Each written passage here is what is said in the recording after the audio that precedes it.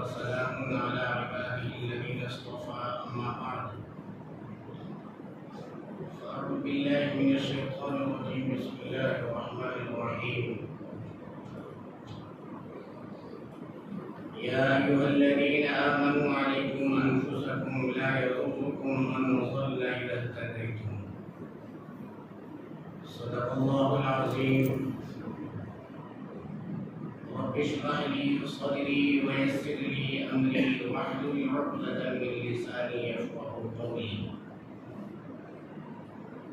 الشريف عليه اللهم صل على سيدنا محمد وعلى آل سيدنا محمد وبارك وسلم يا رب صل وسلم دائما أبدا على حبيبك خير الخلق كلهم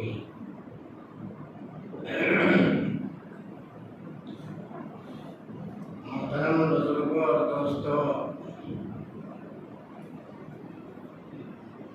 قرآن کریم کی 7ویں پارے کی ایک آیت تلاوت کی ہے۔ اس آیت میں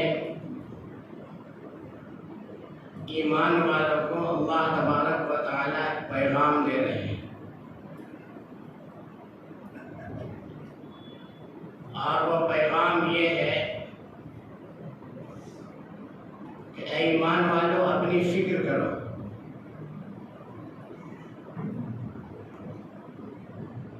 فکر کس چیز کی کرو؟ کیا دنیا کی کرو یا صرف آخرت کی کرو؟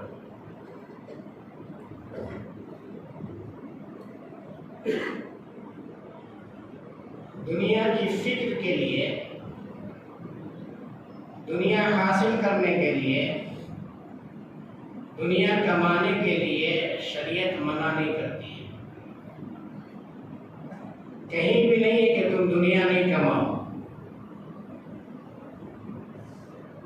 بلکہ حکم ہے دنیا کمانے کا،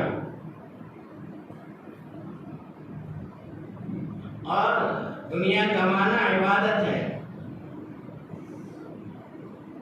ثواب ہے۔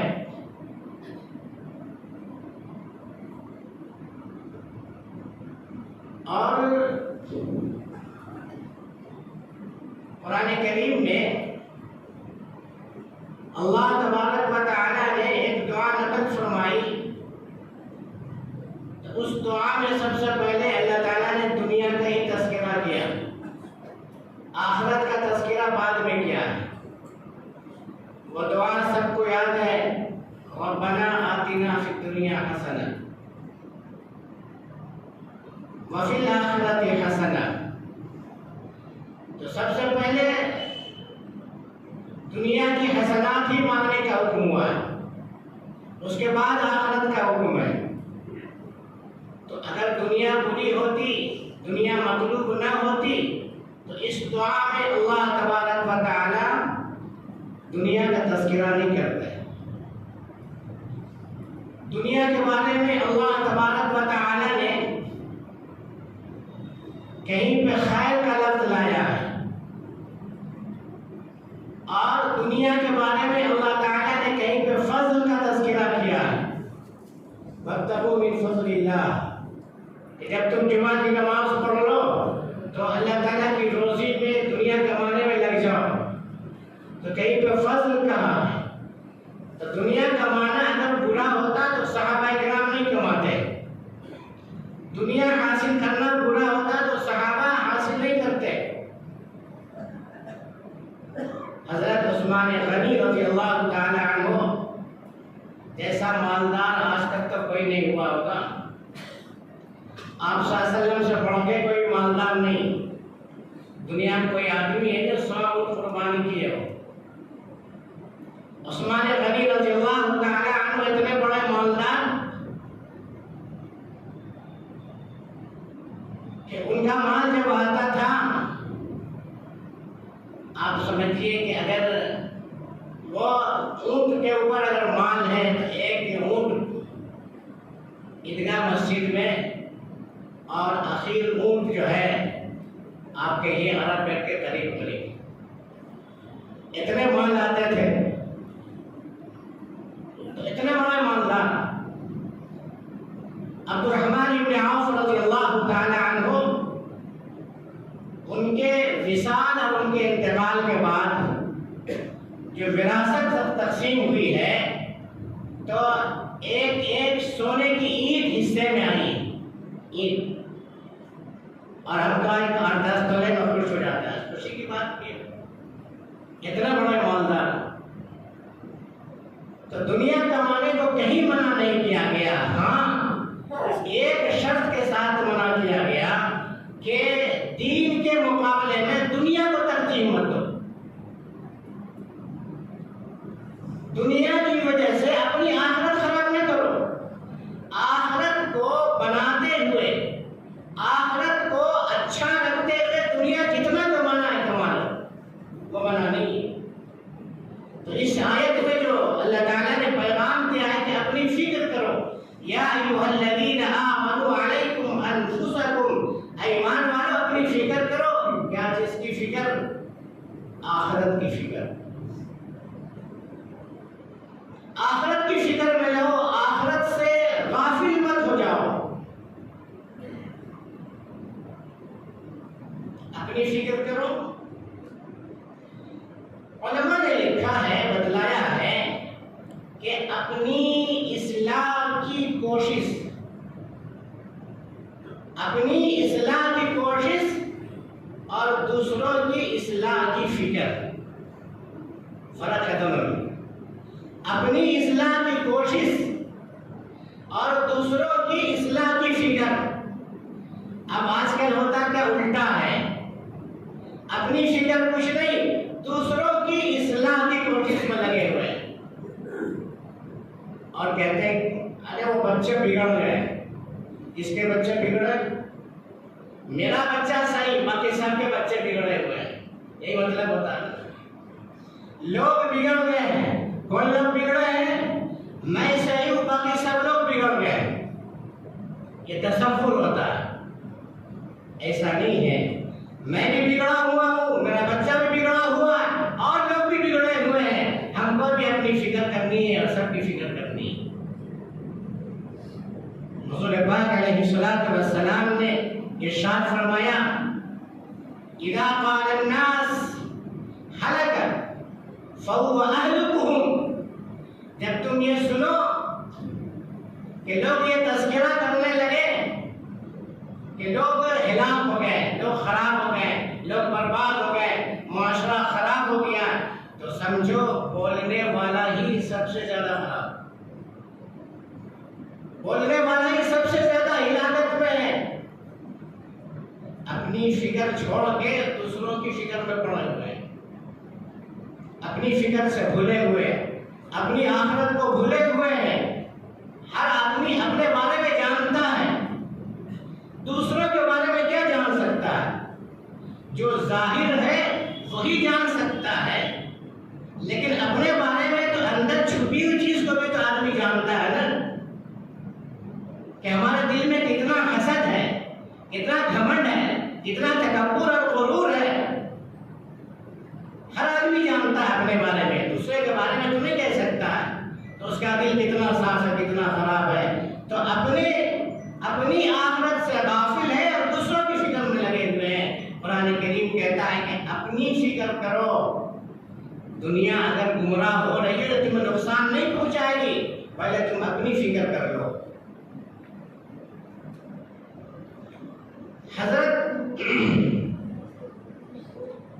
ذوالنون مصری رحمۃ اللہ علیہ بہت بڑے اللہ والے گزرے ہیں. ایک مرتبہ ان کے زمانے میں قحط بہت آیا، بہت پریشانی، بارش نہیں ہو رہی تھی، لوگ پریشان تھے، دعا کر رہے ہیں، سب کچھ کر رہے ہیں. حضرت ذوالنون مصری رحمۃ اللہ علیہ کے پاس گئے اور کہا کہ حضرت دیکھیے حال یہ کہ گلے خشک ہو رہے ہیں، جانور تک کو پلانے کے لیے پانی نہیں ہے،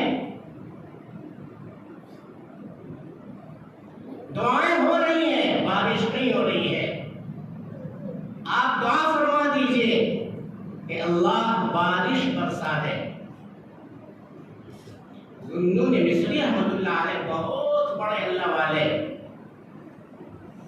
انہوں نے کہا کہ دیکھو بھائی، دنیا میں جو مصیبت آتی ہے اللہ تعالیٰ نے ارشاد فرمایا وَمَا أَصَابَكُم مِّن مُّصِيبَةٍ فَبِمَا كَسَبَتْ أَيْدِيكُمْ وَيَعْفُو عَن كَثِيرٍ۔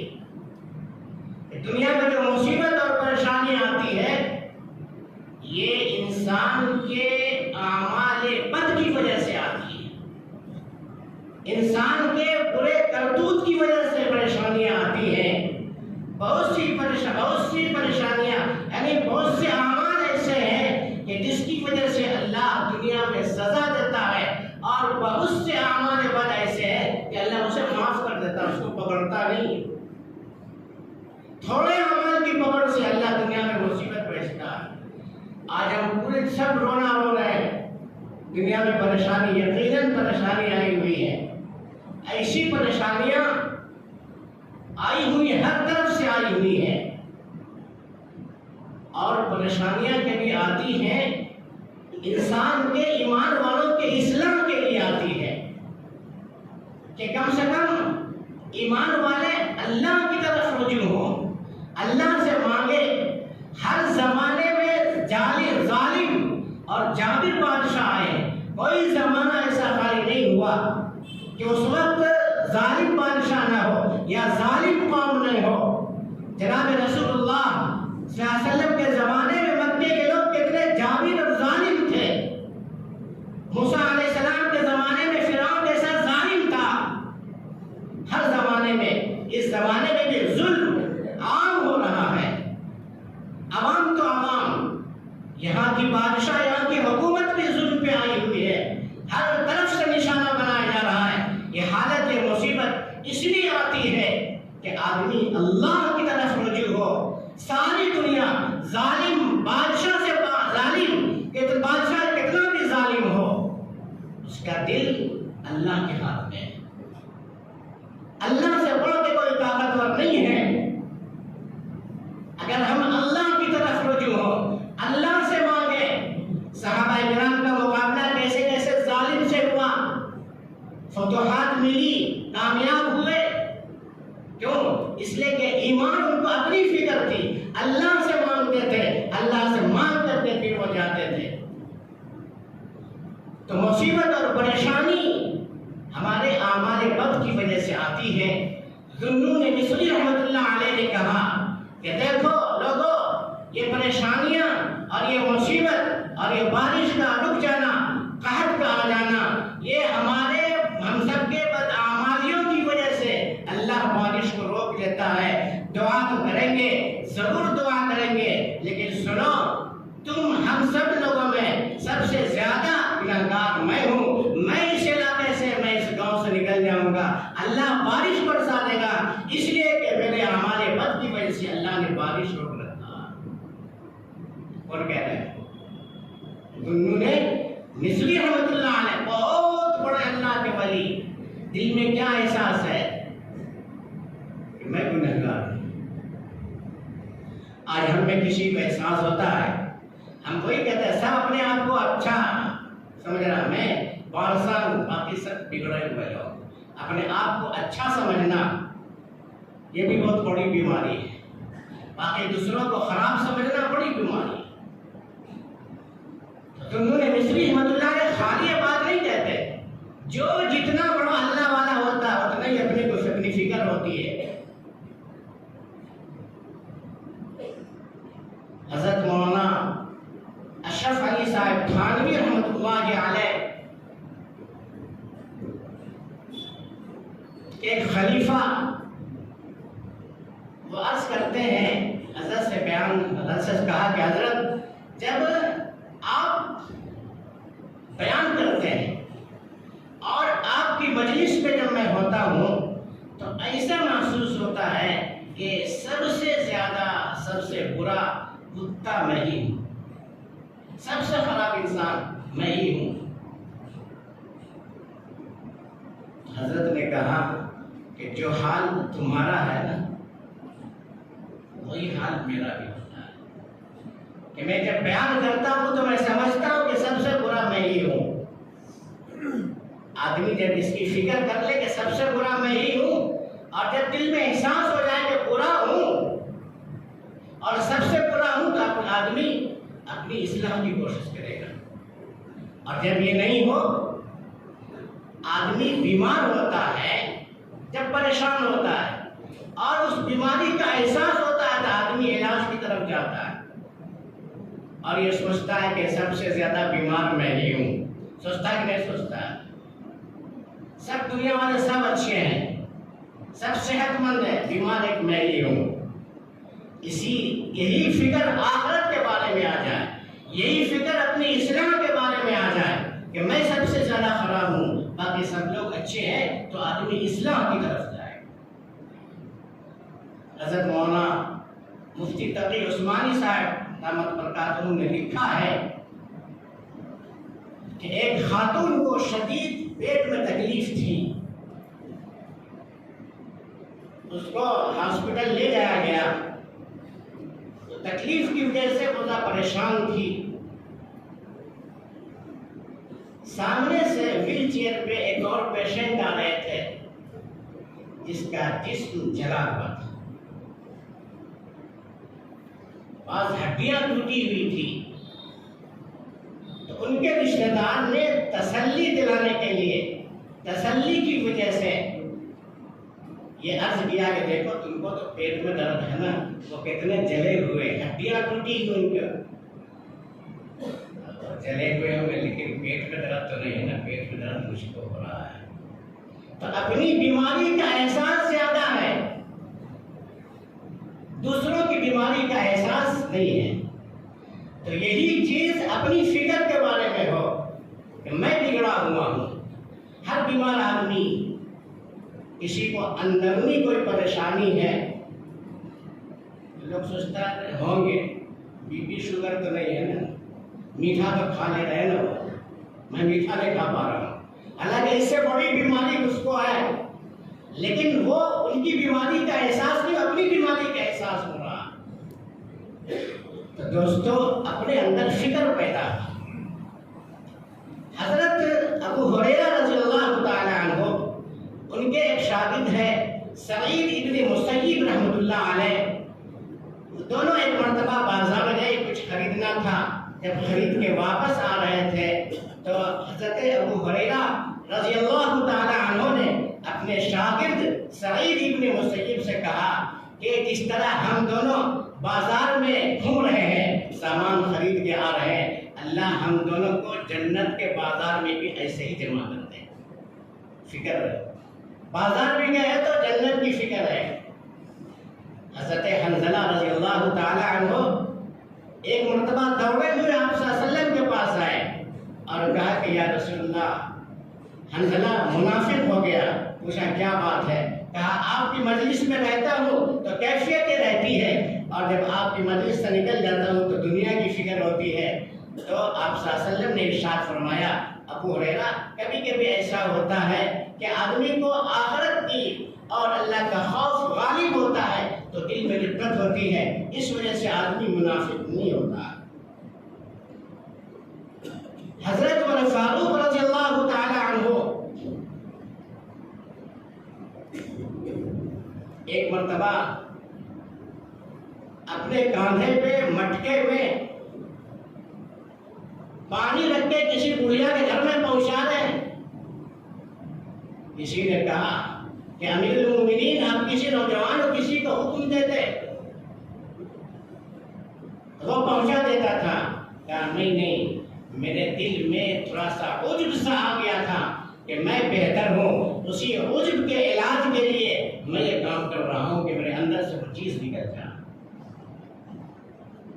حضرت عمر فاروق رضی اللہ تعالی عنہ حذیفہ ابن یمان رضی اللہ تعالی عنہ کی خدمت میں جاتے تھے اور پوچھتے تھے، حذیفہ آپ صلی اللہ علیہ وسلم نے جو تمہیں مدینے کے منافقوں کی جو فہرست دی ہے، اس فہرست میں عمر کا تو نام نہیں ہے، عمر منافق تو نہیں ہے۔ پوچھتے تھے، حالانکہ حضور پاک علیہ السلام نے دنیا میں جنت کی بشارت دی، اور کہا عمر جنت میں محل تمہارا دیکھ کر کے آیا ہوں، اس کے باوجود بھی آخرت کا خوف اور اپنی فکر یہ ہے کہ میں کیسے میری آخرت کیسے کامیاب ہو جائے۔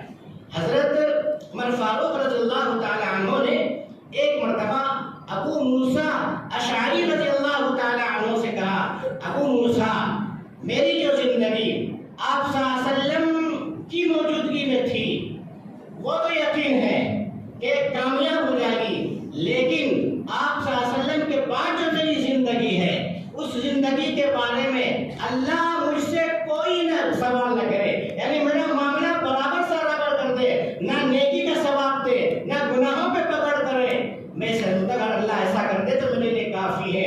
ابو موسیٰ اشعری رضی اللہ تعالی عنہ کہتے ہیں نہیں عمر فاروق ایسا نہیں ہے، اللہ کی ذات سے امید ہے کہ جو نیک عمل حضور پاک علیہ السلام کی بات کر رہے ہیں اللہ اس کا بھی بدلہ دے گا، اللہ گناہ کو معاف بھی کرے گا، لیکن حضرت عمر فاروق رضی اللہ تعالی عنہ کہتے ہیں ابو موسیٰ مجھے غم ہے آخرت کی، مجھے فکر ہے آخرت کی، مجھے فکر ہے اللہ کی پکڑ کی، اللہ مجھے پکڑ نہ کرے۔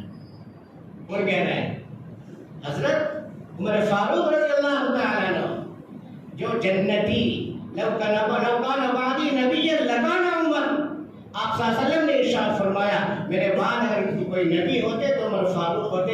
اس مقام کا آدمی یہ فکر کر رہا ہے۔ تو میرے دوستو اللہ تبارک و تعالی نے ارشاد فرمایا یا ایھا الذین آمنوا علیکم انفسکم، اے ایمان والو تم اپنی فکر کرو، جب تم اپنی فکر کرو گے اور تم ہدایت پر رہو گے تو ساری دنیا گمراہ ہو جائے گی، وہ گمراہی تمہیں نقصان نہیں پہنچا سکتی ہے۔ اللہ تعالیٰ ہم سب کو عمل کی توفیق عطا فرمائے۔ ہمارے